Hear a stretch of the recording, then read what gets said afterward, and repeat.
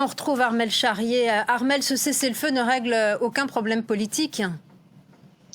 Non, le conflit au Proche-Orient a explosé justement parce qu'on ne l'avait pas suffisamment regardé et ce cessez-le-feu, pour l'instant, il gèle une situation militaire, c'est-à-dire que les Israéliens s'engagent à arrêter de bombarder la bande de Gaza et le Hamas donc de tirer des roquettes.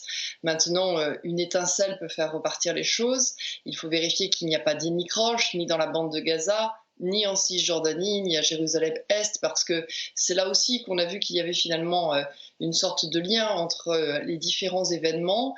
Et puis, on est effectivement aussi sur quelque part une défaite un peu du côté israélien de ne pas avoir monté en fait cette tension due au Hamas, et le Hamas qui du coup se félicite de ce qu'il a pu faire.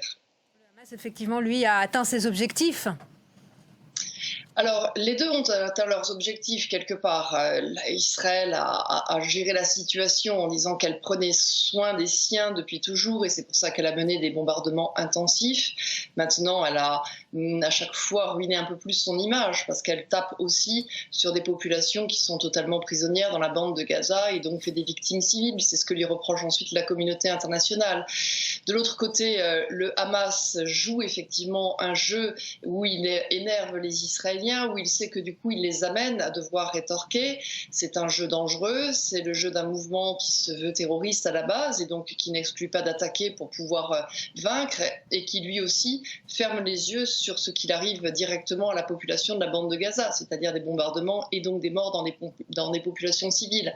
Après, c'est vrai que le Hamas veut aujourd'hui gagner en fait la popularité sur tout le peuple palestinien, dire qu'il ne parle plus seulement depuis la bande de Gaza, mais qu'il a aussi des personnes qui l'entendent du côté de la Cisjordanie, et que donc quelque part il écrase un petit peu le Fatah. Et ce qui est un peu nouveau, c'est qu'on se rend compte qu'après l'ère Trump, qui finalement a totalement nié l'existence de la question palestinienne en encensant Benyamin Netanyahou, eh bien finalement les Palestiniens se sont réveillés en se disant qu'il fallait peut-être qu'ils parlent les uns avec les autres, et on voit que quelque part dans la population civile, il y a envie de s'entendre du côté de la Cisjordanie, du côté de la bande de Gaza. Mais c'est extrêmement compliqué, effectivement, puisque tout cela est totalement morcelé et manque de pouvoir politique. Merci beaucoup, Armel Charrier, pour votre décryptage. Merci.